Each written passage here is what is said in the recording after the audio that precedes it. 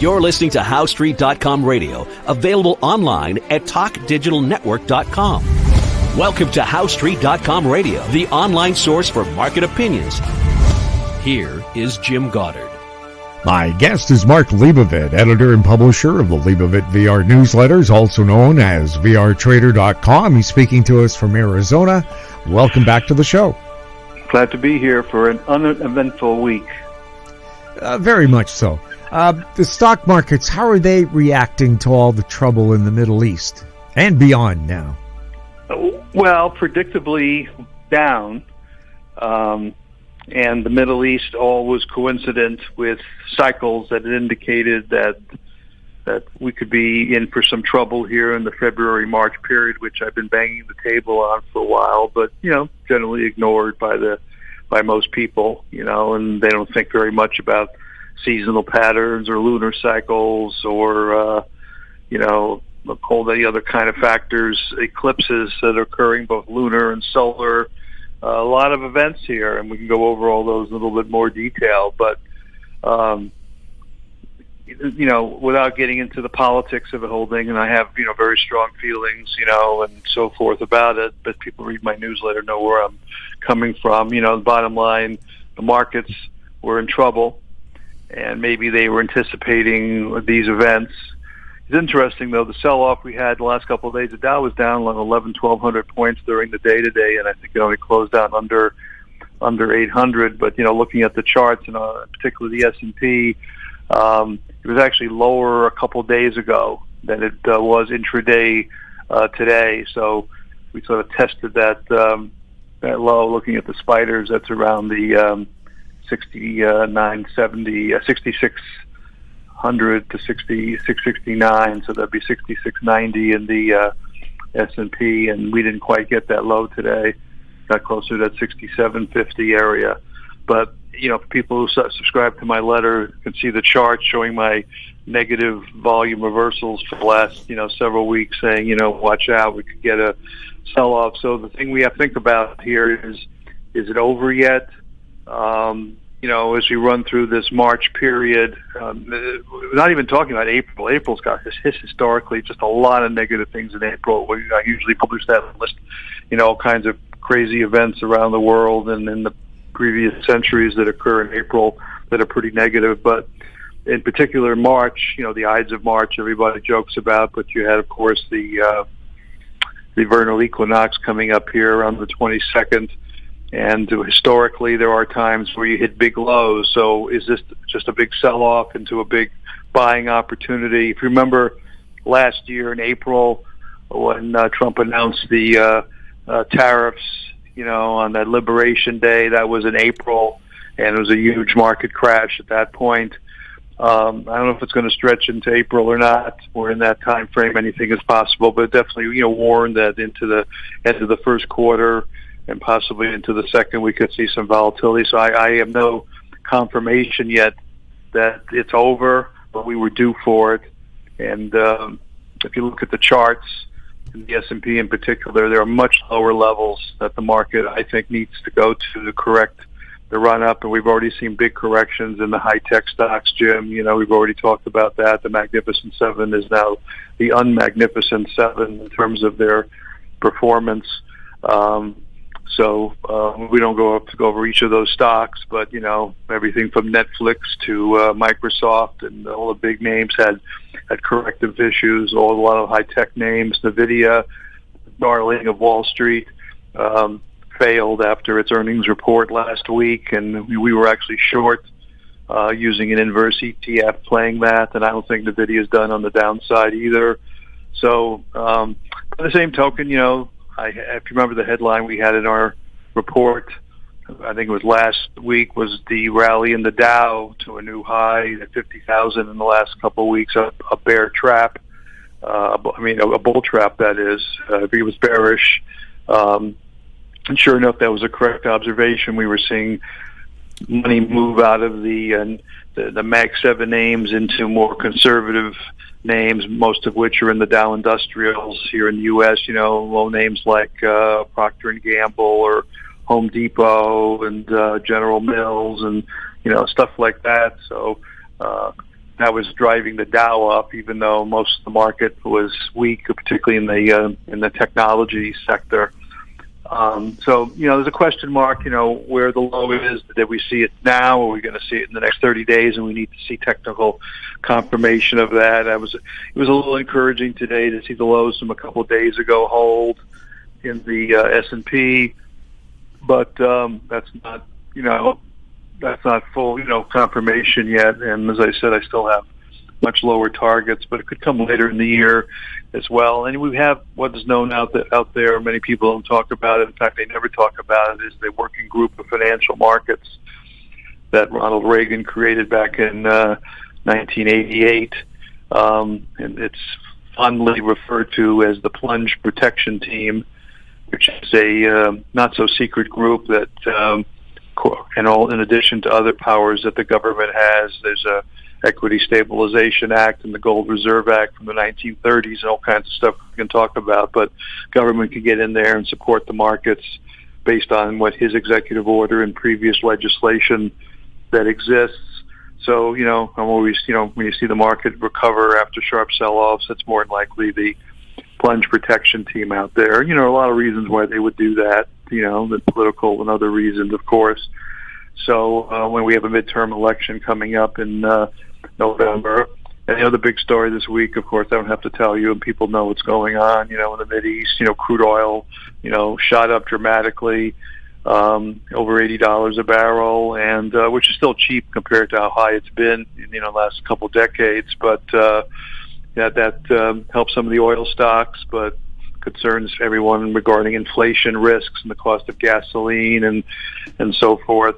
So there's a lot of, for an uneventful week, Jim, it's sort of hard to digest. I mean, I've lost a lot of sleep because I've been up late at night, sort of fixated on the news reports and what's going on with regard to the Israeli-U.S. war in the Mideast and what's going on. It just, fascinating times. I mean, how many times in your lifetime do you get to witness something like this? We had the Kuwaiti war, back in the 90s, and the Iraqi war and all this stuff. And I'm just generally calling it Gulf War 3.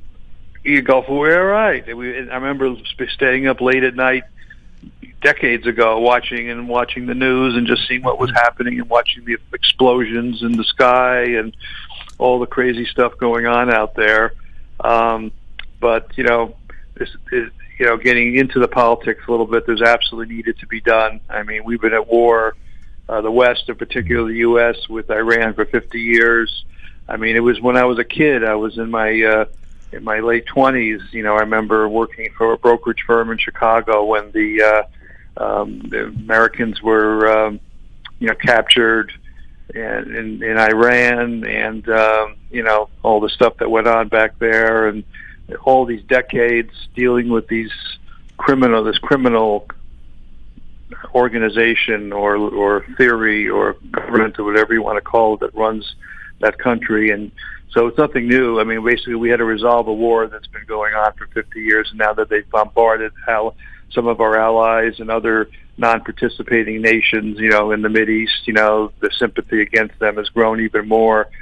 So anyway, without getting into that too much, because you can watch the news and see what's going on there, certainly the markets, at least the cycles and the stuff that I've been talking about, sort of predicted something was coming. I think one of the newsletters I wrote not too many weeks ago, beginning of January, were when and where is the next black swan going to come from? There was going to be a black swan somewhere. I mean, in April of last year was Liberation Day, and now this is the Gulf War, Iranian war, and is there more coming, and so forth and so on. But overall, the markets had a little bit of a dip here. They've come down. We certainly have not seen a crash. I mean, last April on the Liberation Day had a much bigger sell-off over a few days than we've had here. So I guess you can look at that as more bullish than bearish, but maybe, as I said, the Plunge Protection Team and other forces were in there supporting the market this time. They didn't let it get out of hand as it did last April on the Liberation crash. And, again, there's political reasons why that would happen or not happen. So, I'm still more bearish than bullish. I'm a pragmatist. We were short the market here for our clients, and we picked a couple winning stocks too that were up, believe it or not, in this environment. So you have to subscribe to see those. And if you do want to subscribe, by the way, we really don't talk about it. You can go to vrtrader.com. That's vrtrader.com and sign up. But that's sort of a summary of an uneventful week. But on the geocosmic front, there's so much going on. I just learned from you off air, about the explosion, the meteorite that exploded over Vancouver here earlier this week. It occurred the day of the full moon, by the way, which is sort of interesting. So for those who are not aware of what happened, apparently, as you indicated, there's a football-sized meteorite that exploded over Vancouver and caused a huge explosion. And we've seen a few of these events over the years where serious damage can occur, but it's coming in this time frame where the cycles are saying watch out. We also, as many of you may out there know, we had a total lunar eclipse yesterday and the day before. Not many people participated in it. It was visible here in Arizona, and there's a solar eclipse coming up March 29th. It's not visible here. It's visible in Europe and Greenland and the North Atlantic. So on a planetary basis, a lot going on. It's really, that's what I was so excited when you told me about this meteorite exploding. Look at all these geocosmic events, and you got the vernal equinox coming up, and we have what's known as the Mercury retrograde phenomenon, which is attributed more to the astrology than to science, but it's an event where it's in this, as we view Mercury from the planet, it looks like it's going in reverse, but it's not, but it's called a retrograde action in the sky, and it's pretty much during the course of March. It's just a 30-day period when it's doing this, and people that follow cycles, including myself, make a note of that, because sometimes you get some volatility during these Mercury retrograde periods. And again, this is just what I picked up over the years from a lot of people who research this stuff. So just a whole pile of really interesting stuff. Really, it's a plethora of exciting time if you're into this into the cycles, and so it's very we should come out of it, and we'll see what happens. So that bottom line is an uneventful week. We'll have more with Mark Leibovit right after this. Don't miss out. Stay informed. Receive the HowStreet.com weekly recap with thought-provoking podcasts, radio, and articles delivered to your inbox. Sign up for the HowStreet.com weekly recap on our homepage at HowStreet.com. Welcome back. We're speaking with Mark Leibovit. Mark, I find it amazing that while the price of crude oil is going up because of the trouble in the Middle East, share prices are down. Is it a good time to invest in oil companies? Well, the truth is they've acted pretty well. One of the ones that I follow, which is the one I've traded more and had more in the newsletter than others, is Chevron. Yeah. CVX, and that actually went to a new high today. Oh. And others did as well. Chevron, for example, it got, it got up to, I guess I'm mistaken, it was 191.50 2 days ago, and it got to just under 190 today, so it's actually closer to its high than down. But at other names like Apache, which is more of a U.S. domestic oil company, that just touched a new closing high today, got over $32.50. This was basically a $24 stock just a few weeks ago. So, it's probably a little bit of a blow off, in crude oil and in some of these shares, because they've been rallying for a while. I've been bullish on the oil stocks, and oil in particular, for a while, and our subscribers or people that follow my comments here know that we've long been playing this, as the chart said, we were going to get a rally, and also on an inflation-adjusted basis to theory, crude oil was cheap compared to what we saw in the metals and other commodities, and it just made sense that some type of catch-up was needed. So the rally, that was sort of the reason I liked the crude oil. It just, charts were saying they were turning up and they were underpriced, so to speak. And then, of course, the Venezuela situation helped names like Chevron. And so it was in motion for a while before this Mideast Iranian war. Now, I'm not saying it's over. I mean, maybe things will get more complicated there, and oil will take off again. And go even higher. But certainly, it hasn't shown a top yet. But it certainly looks like a little bit of a blow off here, and some of the shares kissed their previous highs or equaled them and didn't take them out today. So that might be a sign that the worst may be over in terms of the big rally here for those who are short those stocks. But many of them are just great investments. I mean, most of the oil companies pay nice dividends, and they were just good investments anyway, regardless of whether oil is doing well or not, crude oil is doing well or not. Many of these stocks, like a Chevron, paid a very nice dividend, more than you get in treasury bills. So it was not a bad play at the time when it looked like they had turned up. Anything going on with uranium? It's correcting a little bit. The whole metal sector is in a correction right now. We can talk uranium, we can talk copper, gold, silver, platinum, palladium, lithium. Basically, we had a big, blow off here at the end of January, early February in the metals, and then they had a sharp sell off, as silver, included. And if you look at the charts, it looks like we have formed what they call a bear flag, which is a technical term. It's basically, you can imagine a chart with a down move and then a sort of sideways pattern with a slightly higher bias, and that usually is a sign that we're just going to come break support and have another wave down before the correction is over. So though I'm a long-term bull on the metals, and I talked about months ago when silver started to move, that when I was asked a question at the beginning of January before it took off, I said, well, yeah, it might go to 100, but it may also go back to 50. And I think I was interviewed in early January on that question.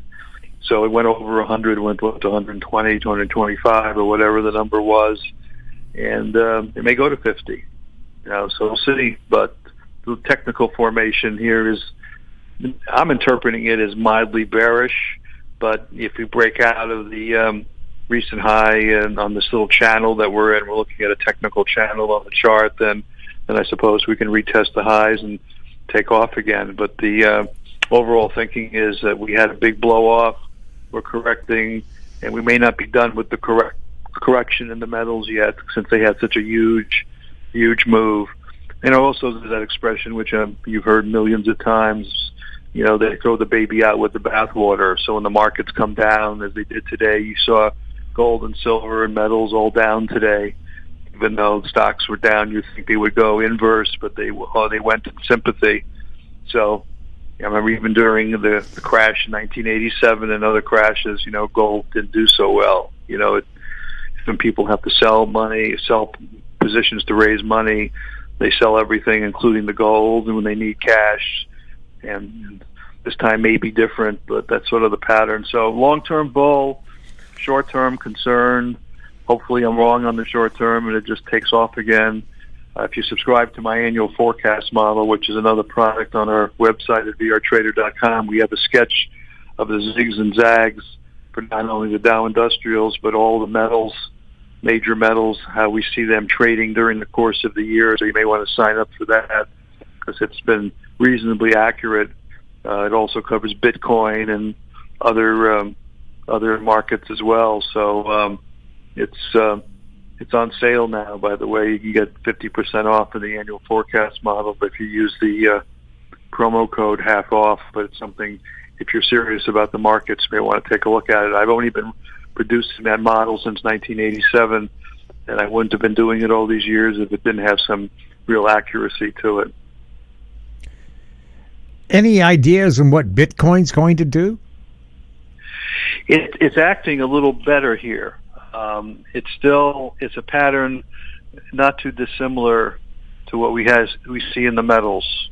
Had your huge down move, and now it's trying to base and recover and creating the same quote unquote bear flag formation. In other words, you can imagine a sharp down move and then a channel, and with it trying to trend sideways or slightly higher. So Bitcoin, Solana, XRP, Ethereum, they all, they sort of again, reading charts is always an art as well as a science, but they sort of feel like they want to trend higher before they go lower, which I think is the pattern. I think chances are they could rally. We're actually long Bitcoin here, using one of the ETFs, betting that we can get more of a bounce here, but we're keeping our stops really close because I feel that after this rally there could be another wave down in it. So more bearish than bullish overall for a while, but short term a little bullish, thinking we can get more of a pop here.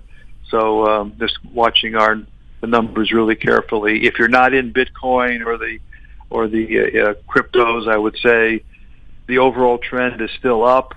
We had a big shake already, and there may be another shake, but we're all never going to pick the bottom or the exact timing. And if you take a couple-year perspective on these things, using weakness to nibble a little bit or have them in your portfolio, I still think makes sense. So, but if you're trying to trade it as we are, short-term bullish with a close stop, with a view that if we get a little bit of rally, we'll sell, take a profit, and then look for another bigger buy point later in the year.